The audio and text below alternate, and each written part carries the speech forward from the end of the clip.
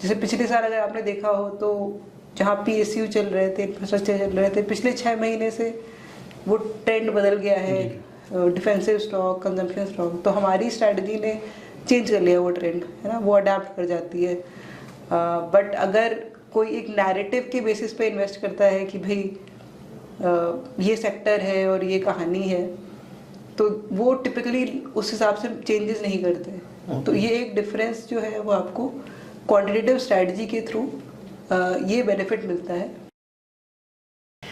Hello, my name is Vikas Agrawal and I am the founder of AIF and PMS Experts India. What we have observed is that there are more than 90% of the viewers in our YouTube channel who have watched our video and have been watching our video continuously at the regular intervals but have not yet subscribed to our channel. So my submission to all of you is that please subscribe to our channel so that we can reach out to more individuals like you and spread the awareness about the whole investing game. Thank you so much. Hello everyone, मेरा नाम समीर कुमार है और मैं AIF PMS में as a CVO काम करता हूं। जैसा कि आपको पता है कि हमारी कंपनी का जो मोटो है कि हम अपने इन्वेस्टर को एजुकेट करते हैं और उनके लिए नई इन्वेस्टमेंट की अपॉर्चुनिटीज़ को भी ढूंढ के सामने लाते हैं। तो आज इसी संदर्भ में हम क्वांट PMS के ऊपर बात करेंगे। इस चर्चा में शामिल होने के लिए हमारे साथ राइट रिसर्च की फाउंडर और CEO मिस सोनम श्रीवास्तव हैं। अगर इनकी बैकग्राउंड के बारे में बात करूं तो ये IIT कानपुर से इन्होंने ग्रेजुएशन किया हुआ है, ग्रेजुएट है, और मास्टर्स की डिग्री इन्होंने financial engineering world quant university से किया है। इनको 15 साल का अल्गो ट्रेडिंग और क्वांट में एक्सपीरियंस है। इन्होंने विभिन्न कंपनियों में काम किया है जिसमें मुक्ता, HSBC और एडलवाइज है। अभी हाल ही में इन्होंने क्वांट PMS राइट रिसर्च में स्टार्ट किया है जिसका टेन्योर 17 मंथ हुआ है और आज की डेट में ये 500 करोड़ रुपया मैनेज कर रही हैं। तो आपका स्वागत है मिस सोनम जी। तो सोनम जी, अभी ये मैं देख रहा हूँ कि या म्यूचुअल फंड की बात करें या PMS की बात करें तो एक नया कंसेप्ट मार्केट में आया है क्वांट करके। तो आप बताएंगे कि ये क्वांट है क्या, ये क्वांट PMS रन कैसे होता है? बिल्कुल, देखिए क्वांट जो कॉन्सेप्ट है वो इतना नया मैं नहीं कहूँगी है, क्योंकि क्वांट तो डेकेड से चल रहा है, बाहर की दुनिया में बहुत फेमस होता है। और अभी आई थिंक इंडिया का इन्वेस्टर है, जैसे जैसे मार्केट का साइज बढ़ते जा रहा है तो हर कंपनी को खुद से एनालाइज करना तो मुश्किल है, आपको मशीन की ज़्यादा ज़रूरत पड़ रही है। और लोग एजुकेट हो रहे हैं, लोग खुद ही AI यूज़ करते हैं, तो उनको भरोसा आ रहा है टेक्नोलॉजी और एल्गो पे। तो इसलिए आई थिंक क्वांट का ज़्यादा लोगों को यहाँ पे उसमें ज़्यादा दिलचस्पी आ रही है लोगों को। देखिए क्वांट जो कॉन्सेप्ट होता है, एज अ इन्वेस्टर चाहे जो भी हो, सबका एम एक ही होता है कि हमको मतलब रिटर्न्स बनाने हैं, हमको रिस्क कम करना है। तो क्वांट भी यही करने की कोशिश करता है हर इन्वेस्टर की तरह। अब ये अगर इक्विटी मार्केट में करना है तो आपको प्राइसेस, ट्रेंड्स देखने पड़ेंगे, आपको फंडामेंटल पे थोड़ा ध्यान देना पड़ेगा, आपको न्यूज़ से जो भी डेटा मिल रहा है, आपको बाकी एनालिस्ट से जो डेटा मिल रहा है, आपको ये सब इंक्लूड करना पड़ेगा, जो हर कोई करता है, right. But as a quant हम क्या करते हैं, हम उस डेटा को एक एज अ फ्रेमवर्क लेके सिस्टमैटिकली एनालाइज करते हैं, है ना। तो इंस्टेड ऑफ हर कंपनी का सिंगल रिसर्च करना, हम पूरे मार्केट में एक पैटर्न ढूंढते हैं कि भाई अगर स्टॉक प्राइस की हिस्ट्री में मान लीजिए हमने ट्रेंड के बेसिस पे इन्वेस्ट किया होता है, या फिर हमने ऐसे मार्केट में वैल्यू स्टॉक ढूंढे होते हैं और ऐसे मार्केट में हमने मोमेंटम स्टॉक ढूंढे होते हैं, तो क्या परफॉर्मेंस रहती है। तो हम कोई भी ऐसा जो आइडिया होता है उसको हिस्टोरिकल डेटा पे टेस्ट करते हैं, हम एक डेटा की तरह उसको अप्रोच करते हैं, और फिर हम क्या करते हैं कि भाई सिस्टम बनाने में तो सारा दिमाग यूज़ कर लिया, बट अब डिसीजन सिस्टम लेता है, राइट। सो उससे होता क्या है कि आपका जो इन्वेस्टमेंट फिलॉसफी है वो कंसिस्टेंट हो जाती है, एंट्री एग्जिट टाइमिंग सब सिस्टम के थ्रू आता है, तो एक कंसिस्टेंसी आती है जिससे आपको कॉन्फिडेंस आ जाता है। तो काफ़ी इंटरेस्टिंग चीज़ है सर। तो ये जो ट्रेडिशनल PMS है और ये क्वांट PMS है, तो इसमें बेसिक डिफरेंस क्या है, मतलब लोगों के अंडरस्टैंडिंग के लिए आप बता पाएँ तो? देखिए जो ट्रेडिशनल पीएमएस होते हैं बहुत बार ऐसा होता है कि लोग एक बॉटम अप रिसर्च करते हैं, उनको एक कंपनी फंडामेंटली सही लगती है और फिर वो उसको खरीद के वो उसके बाद मार्केट सिनेरियो के हिसाब से ज़्यादा चेंजेस नहीं करते हैं। तो क्वांट में भी क्या होता है कि हम देखिए क्वांट अलग अलग लोग अलग तरह से अप्रोच कर सकते हैं, बट हम क्या करते हैं कि हम मार्केट सिनेरियो भी देखते हैं कि भाई एक मार्केट सिनेरियो में एक तरह की कंपनी चलती है, दूसरे मार्केट सिनेरियो में भी अलग कंपनी चलती है। तो क्वांट के थ्रू आपको इंडिया का जो इवॉल्विंग मार्केट है, रोज़ नई कंपनियां आईपीओ कर रही हैं, सेक्टर्स का ट्रेंड बदलते जा रहा है मैक्रो इकोनॉमिक सिनेरियो की वजह से, तो ये जो क्वांट स्ट्रैटेजी होती है वो चेंजिंग डेटा के साथ अडाप्ट कर लेती है और वो मार्केट सिनेरियो के हिसाब से डिफरेंट सेट ऑफ स्टॉक्स के थ्रू इन्वेस्ट करती है। तो उसका आई थिंक आज के मार्केट में, इंडिया के मार्केट में बहुत ज़रूरी है। इवन जो नॉर्मल इन्वेस्टर भी हैं, आपको दिखेगा कि नॉर्मल फंड्स भी आपको चेंज करते रहते हैं allocation depending on the market scenario, जो बहुत ज़रूरी है। जैसे पिछले साल अगर आपने देखा हो तो जहाँ PSU चल रहे थे, इंफ्रास्ट्रक्चर चल रहे थे, पिछले 6 महीने से वो ट्रेंड बदल गया है, डिफेंसिव स्टॉक, कंजम्पशन स्टॉक। तो हमारी स्ट्रैटेजी ने चेंज कर लिया वो ट्रेंड, है ना, वो अडेप्ट कर जाती है। बट अगर कोई एक नैरेटिव के बेसिस पे इन्वेस्ट करता है कि भाई ये सेक्टर है और ये कहानी है, तो वो टिपिकली उस हिसाब से चेंजेस नहीं करते। तो ये एक डिफरेंस जो है वो आपको क्वांटिटेटिव स्ट्रैटेजी के थ्रू ये बेनिफिट मिलता है। और at the end of the day देखिए, जैसे मैंने बोला, मार्केट में रैशनल तो सबका कि क्यों इन्वेस्ट कर रहे हैं, फंडामेंटली कर रहे हैं या फिर हम टेक्निकल के बेसिस पे कर रहे हैं, वो तो हर कोई ही करता होगा। बट हम लोग उसको एक सिस्टमैटिक तरह से कर रहे हैं, राइट। हम पूरे यूनिवर्स पे देख रहे हैं और थोड़ा सिस्टमैटिक सा अप्रोच हो जाता है। ओके, जैसे आपने बताया कि ये क्वांट नया नहीं है, बाहर के मार्केट में ये काफ़ी दिनों से चल रहा है, तो आप बता पाएंगे कि इंडिया के मार्केट के कंपेरेटिव में बाहर ये कितना बड़ा मार्केट है और आपको लगता है कि इंडिया में इसका स्कोप बड़ा है? बिल्कुल, देखिए जैसे आज के टाइम पे अगर आप इंडिया के मार्केट में देखें तो मेरे ख्याल से 5% से भी कम, या अगर आप क्वांट म्यूचुअल फंड को काउंट करेंगे तो 5% से भी कम पैसा क्वांट स्ट्रैटेजी के थ्रू इन्वेस्ट होता है। बट वहीं अगर आप बाहर के मार्केट्स को देखेंगे तो वहाँ पे एटलीस्ट 30-40% पैसा क्वांट स्ट्रैटेजीज के थ्रू मैनेज हो रहा है। वहाँ पे बहुत पॉपुलर होते हैं ये फंड्स, और जो भी आपको अमाउंट ऑफ रिसर्च, अगर आप इंटरनेट पे जाएंगे तो आपको दिखेगा कि क्वांट के ऊपर लोगों ने रिसर्च 50 साल पहले से कर रखी है। ओके। तो आई थिंक इंडिया में देखिए पहले क्या था, इंडिया का मार्केट काफ़ी छोटा था, तो वो आपका फंडामेंटल और बॉटम अप पिकिंग से चल जाता था। बट अब जैसे जैसे मार्केट बड़ा होते जा रहा है, आई थिंक इसीलिए लोगों का इंटरेस्ट भी वहाँ बढ़ते जा रहा है। और सर मैंने पिछले 15 साल से मैं सिर्फ क्वांट में ही काम कर रही हूँ। मैंने पहली नौकरी ही क्वांट में चालू करी थी। तो अगर मैं आपको बताऊँ, आज से 5-10 साल पहले अगर हम क्वांट स्ट्रैटेजी बोलते थे तो लोग कहते थे ये नहीं चलता इंडिया में, ये सब नहीं पता हमको, इंडिया में नहीं चलता। बट आज के टाइम पे आपको सामने से लोग कहते हैं कि मेरे को क्वांट चाहिए, राइट। तो वो आई थिंक ज़रूर इंडिया में इसका स्कोप बढ़ने वाला है।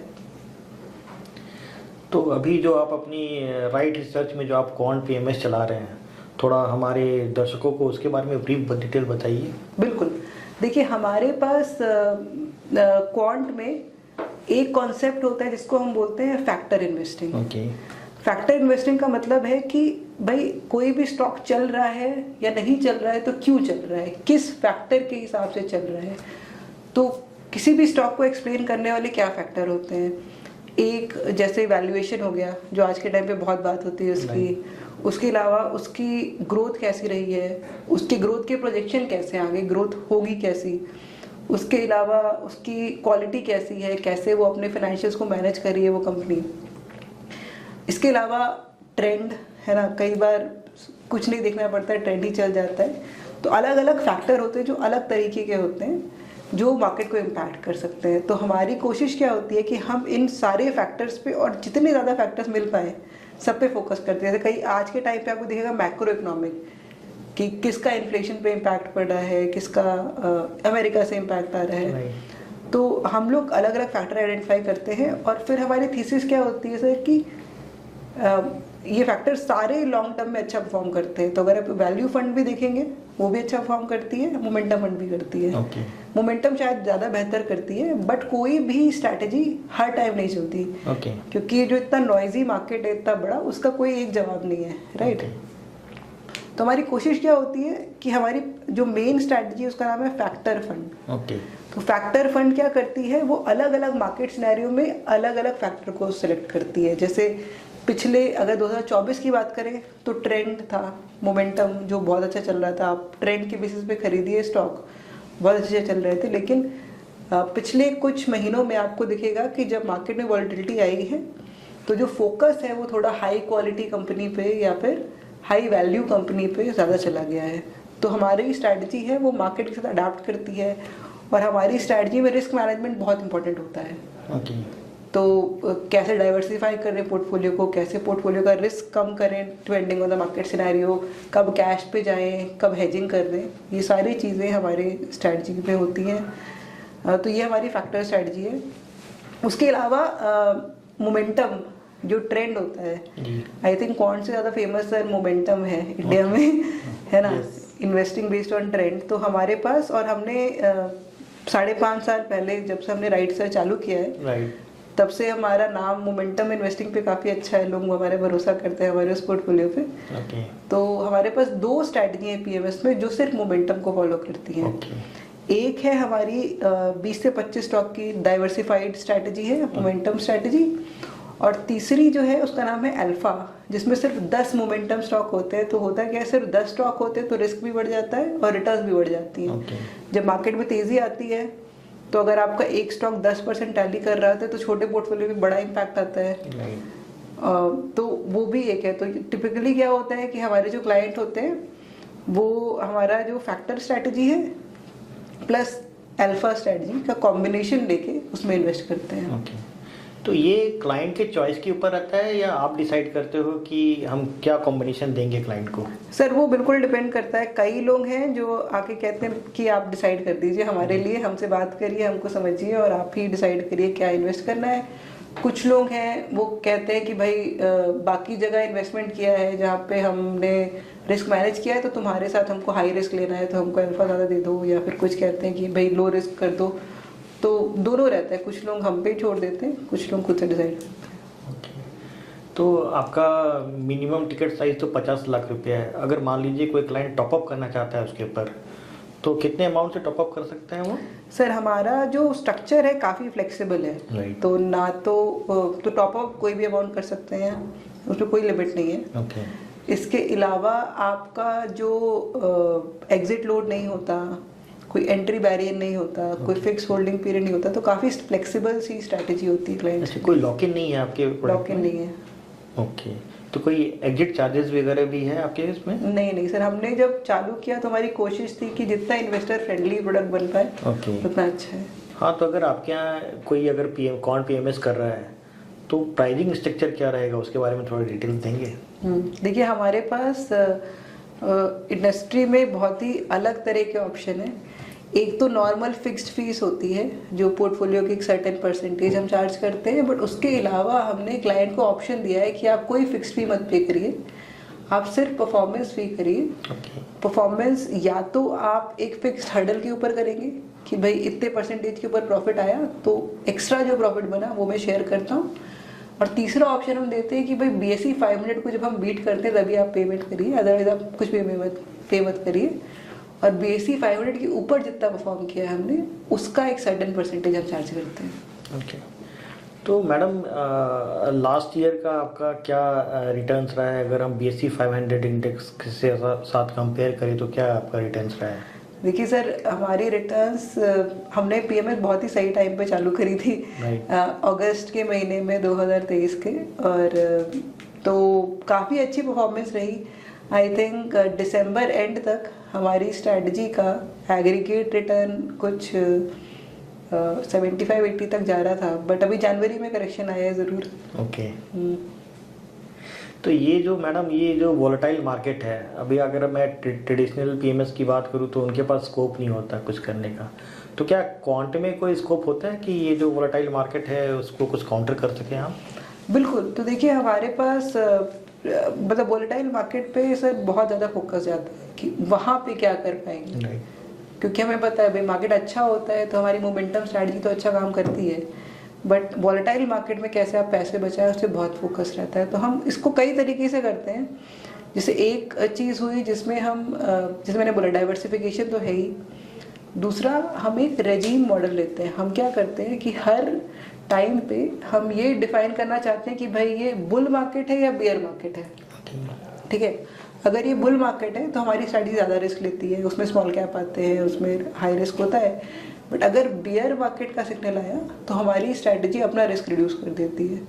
अपना रिस्क रिड्यूस करती है तो ऑटोमेटिकली आपको हाई क्वालिटी स्टॉक्स और लार्जर स्टॉक्स पे फोकस चला जाता है, या फिर मान लीजिए डिफेंसिव सेक्टर पे फोकस चला जाता है।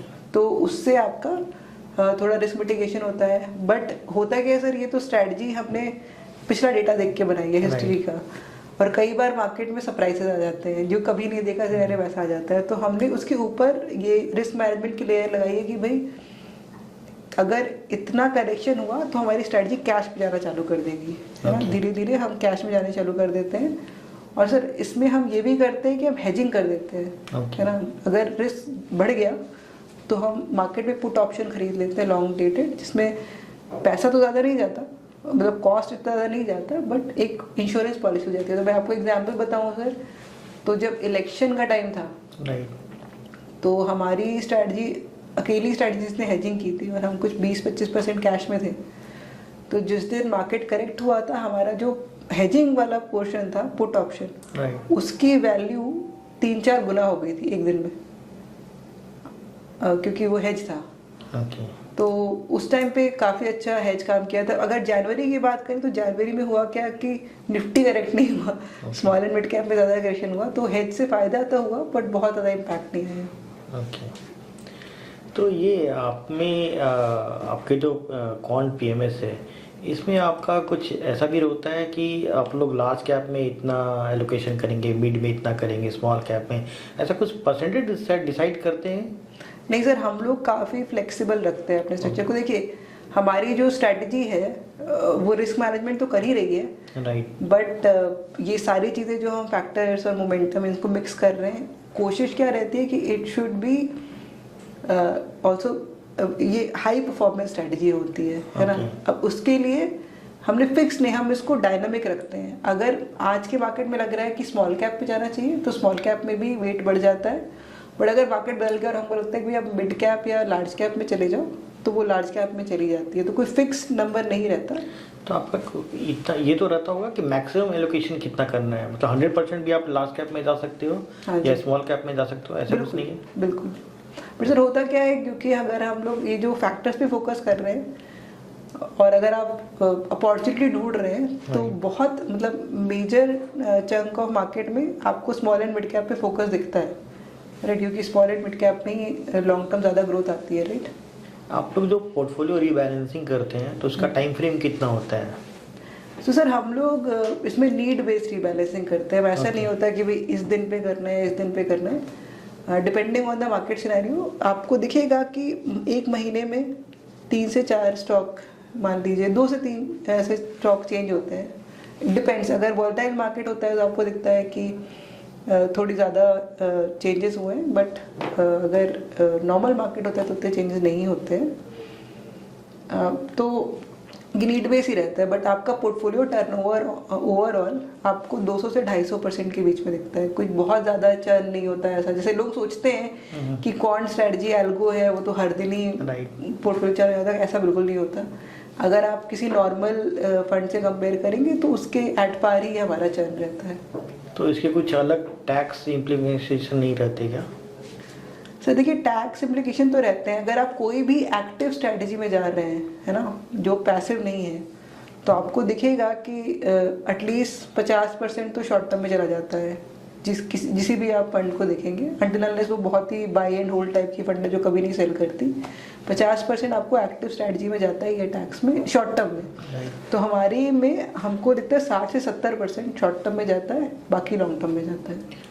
तो फिर अगर कस्टमर को टैक्स के लिए क्या करना पड़ता है, आपकी तरफ से कुछ उसको सपोर्ट है या? बिल्कुल सर, हम लोग इवन एडवांस टैक्स के लिए हमारी तरफ से रिपोर्ट आती है कस्टमर को। और सर हमारे तरफ से एंगेजमेंट हमारी पीएमएस में बहुत हाई रहता है। ओके। तो लोगों के पास एनी क्वेरीज कुछ के लिए लोग अवेलेबल रहते हैं। Many clients will even come and talk to me, तो we are all there for our clients. Okay. तो आपके यहाँ अगर किसी ने कौन पीएमएस किया है तो वो अपने पोर्टफोलियो को एक्सेस है उनको, आपके पास है? यस सर, हमने फुल एक्सेस दिया है। तो आपको एंड ऑफ द डे पे पोर्टफोलियो में क्या बाइंग सेलिंग वैल्यू सब दिख जाती है। तो उसके लिए एक डैशबोर्ड है जो क्लाइंट को ऑनबोर्डिंग के टाइम पे मिल जाता है। तो आप लोग कुछ रेफरेंस भी प्रोवाइड करते हो कि मान लो ये स्टॉक में हमने 30% एलोकेशन किया है फंड, तो किस वजह से किया है, ऐसे कुछ रेफरेंस देते हो क्लाइंट को? सर देखिए, होता क्या है कि जो क्वांट स्ट्रैटेजी है वो ज़्यादा ट्रांसपेरेंट रहती है। ओके। क्योंकि जब ह्यूमन फंड मैनेजर होता है या फिर ट्रेडिशनल फंड मैनेजर होता है तो वो आपको कई बार somebody's bias can lead to him investing, right. हमारे यहाँ पे हम आपको डेटा के थ्रू दिखाएंगे कि मोमेंटम इतना था, क्वालिटी इतनी थी, वैल्यू इतनी थी, इसलिए इन्वेस्ट किया, और ये चीज़ कम हुई इसलिए हमने एग्जिट किया। तो इट इज़ वेरी ट्रांसपेरेंट और हम उनको रैशनल भी एक्सप्लेन करते हैं। ओके। तो मैडम आज के मार्केट के सिनेरियो में आपका क्या व्यू है कि आज जो इतना उथल पुथल चल रहा है इंडियन स्टॉक मार्केट में, तो इसको लेकर के आपका कंसर्न और व्यू क्या है कि लॉन्ग टर्म में कैसा रहेगा मार्केट, और शॉर्ट टर्म में आपका क्या व्यू है? बिल्कुल। तो देखिए, अभी थोड़ी सी ग्रोथ स्लो डाउन हुई थी इंडिया में, अर्निंग्स में स्लो डाउन आया था, साथ के साथ ग्लोबल मार्केट में बहुत कुछ हो रहा है। तो आई थिंक जनवरी के आखिरी हफ्ते में एक पैनिक सेलिंग हुई है, जिससे आई थिंक सबके पोर्टफोलियो पे इम्पैक्ट आया है। हमें क्या लगता है कि भाई पैनिक करने की तो बात नहीं है ना, क्योंकि आज के मार्केट में जो थीम शिफ्ट हो गए, आज के मार्केट में ऐसे कई सारे सेक्टर्स और कंपनीज हैं जिनकी अभी भी बहुत ही स्ट्रॉन्ग ग्रोथ स्टोरी चल रही है। जैसे अगर आपको मैं एग्जांपल दूं तो अगर आप मान लीजिए हॉस्पिटल सेगमेंट को देखें, राइट, या आप एग्रीकल्चर एग्रोकेमिकल सेक्टर को देखें, या आप अभी कंजम्पशन में कई सारी स्टोरीज हैं वहाँ पे देखें, तो या फिर आप even financial market related stocks को देखें, तो बहुत ही स्ट्रॉन्ग ग्रोथ स्टोरी है जो चाहे दुनिया में कुछ भी हो, इट इज़ लिंक टू अपना डोमेस्टिक मार्केट, और जहाँ पे बहुत स्ट्रॉन्ग ग्रोथ चल रही है। तो हमारा फोकस भी बिल्कुल शिफ्ट हो गया। अगर मैं आपको 1 साल पहले की बात बताऊँ, 1 साल पहले हमारे इस पोर्टफोलियो में सब PSU, डिफेंस और ये सारे थे, बट धीरे धीरे पूरा ही ज़्यादा कंजम्पशन और डिफेंसिव की तरह एक टिल्ट आ गया है। और अगर आप फंडामेंटली उनकी कहानी देखेंगे या फिर हम लोग एनालिस्ट की रिपोर्ट भी पढ़ते हैं, तो हर दिन अपग्रेड हो रहा है। तो आई थिंक वहाँ पे एक स्ट्रॉन्ग अपॉर्चुनिटी है, और आई थिंक सेलेक्टिव सेक्टर्स और सेलेक्टिव कंपनीज में अभी भी मुझे लगता है काफ़ी अच्छी ग्रोथ स्टोरी चलेगी। आपके पीएमएस में कोई स्टॉक सिलेक्शन प्रोसेस है, डिफाइंड प्रोसेस है, या आप लोग सिचुएशन के हिसाब से प्रोसेस चेंज करते हो? सर हमारी प्रोसेस अडाप्ट होती रहती है, है ना। जैसे कि मान लीजिए किसी मार्केट में दिखता है कि भाई मोमेंटम ही है, तो वहाँ मोमेंटम पे इन्वेस्ट होता है, बट फिर चेंजिंग मार्केट कंडीशन के साथ हमारी प्रोसेस अडाप्ट हो जाती है। कभी वैल्यू पे फोकस बढ़ जाता है, कभी क्वालिटी पे फोकस बढ़ जाता है। और सर हमारा मतलब जैसे ट्रेडिशनल मैनेजर का क्या होता है कि वो एक एक कंपनी को स्टडी करते हैं, फिर उस कंपनी को वो अपने पोर्टफोलियो में डालते हैं कि भाई इस कंपनी की स्टोरी अच्छी है, उसको डाल दिया। हम लोग पहले डिसाइड करते हैं कि किस फैक्टर पे फोकस करना है हमको। आज के टाइम पे हम मोमेंटम पे फोकस करें, या वैल्यू पे फोकस करें, या क्वालिटी पे करें, या कोई मैक्रो इकोनॉमिक देख लें, और फिर हम उसके बेसिस पे फिर हम उस पोर्टफोलियो के बेसिस पे क्या स्टॉक आने चाहिए, फिर हम वहाँ पे जाते हैं। और सर हमेशा हम इसमें मल्टीपल फैक्टर्स का यूज़ करते हैं, है ना। तो जैसे इस कंपनी की रेटिंग कैसे चल रही है, इसको एस्टिमेट कैसे मिल रहे हैं, वो हमेशा एक एज अ फिल्टर रहता है। इसकी लिक्विडिटी कैसी है, इसमें रिस्क कैसा है, वो एक हमेशा फैक्टर रहता है। तो मल्टीपल लेवल ऑफ फिल्ट्रेशन के बाद ही कंपनियाँ आती हैं, और यूजुअली हमारे पोर्टफोलियो में हमको दिखता है भाई कि जो भी कंपनी हमने ऐड की है, कुछ टाइम बाद हमको उसके अपग्रेड्स मिलने चालू हो जाते हैं, या फिर उसका अच्छा रिस्पॉन्स आने लगता है मार्केट से। तो आई थिंक हमारे मॉडल पे हमको बहुत अच्छा कॉन्फिडेंस है कि वो सेक्टर्स एंड कंपनीज अच्छे से अडाप्ट कर लेता है। आपका जो मॉडल है उसमें फंडामेंटल रिसर्च की कोई जगह है या 100% रोबो पे ही है? सर देखिए, फंडामेंटल तो बहुत ज़रूरी है जी। तो जब जैसे मैं वैल्यू की बात कर रही हूँ या क्वालिटी की बात कर रही हूँ, उसमें फंडामेंटल रेशियो ही जाते हैं। वैल्यू की बात करें तो आप जैसे basic P ratio, PV ratio, ये सब तो यूज़ होता ही है। उसके अलावा सर हम लोग जैसे इनके कई वेरिएशन होते हैं।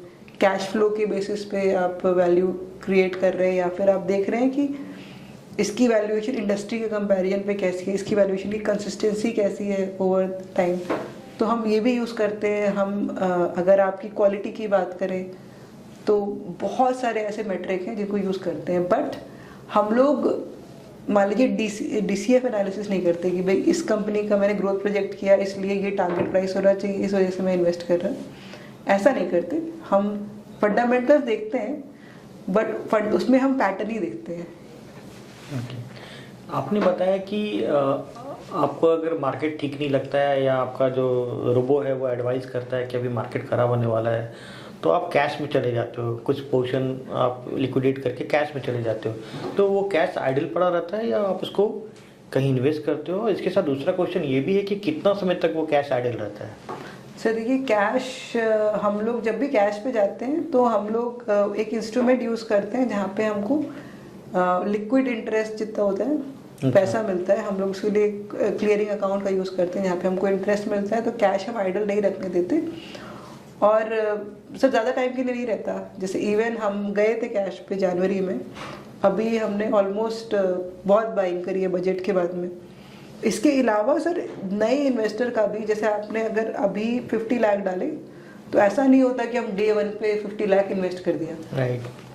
तो हम लोग मार्केट में हमने अपना एक इंडेक्स बनाया है फियर एंड ग्रीड का। जब हमको दिखता है कि भाई ग्रीड बढ़ गई है तो हम इतना नहीं बाई करते। जब हमको दिखता है फियर बढ़ रहा है तब हम ज़्यादा बाइंग करते हैं और हम धीरे धीरे, जैसे जिसने भी इन्वेस्ट किया हम उसको धीरे धीरे इन्वेस्ट करते हैं ओवर 1 to 3 मंथ्स। तो आज के सिनेरियो पे हमारे पास ऐसे भी क्लाइंट्स हैं जिन्होंने नवंबर में इन्वेस्ट किया है बट अभी भी फुल्ली हमने उसको एलोकेट नहीं किया हुआ है। तो मतलब ये मैक्सिमम मतलब 3 महीने तक आप रुकते हैं या सिचुएशन ऑफ मार्केट? तो मान लीजिए आज के डेट में कोई 50 लाख रुपया आपके PMS में डालना चाहेगा तो उसका 100% एलोकेशन नहीं होगा, आप 2-3 महीना समय लेंगे उसको, जैसे अपॉर्चुनिटी दिखेगा वैसे आप उसको। सर अगर मैं आपको बताऊं तो जैसे 2024 की शुरुआत में क्लाइंट का पैसा बहुत जल्दी इन्वेस्ट हो जाता था जी, बट आज के टाइम पे थोड़ा धीरे धीरे होता है। मतलब it depends on the scenario. तो थैंक यू सोनम जी, आपने काफ़ी सारे हमारे इन्वेस्टर के डाउट्स को क्लियर किया है। डेफिनेटली इससे हमारे इन्वेस्टर जो लोग भी क्वांट PMS में पैसा डालना चाहते हैं उनकी क्वेरी, उनको एक समाधान मिलेगा कि क्वांट PMS क्या है और इसके लाभ क्या हैं। अगर फिर भी आप लोगों को कोई भी क्वेश्चन रहता है तो प्लीज़ हमारे नीचे दिए गए वेबसाइट पे हमें कांटेक्ट करें और नीचे दिए हुए नंबर्स पे आप हमें कॉल कर सकते हैं। Thank you.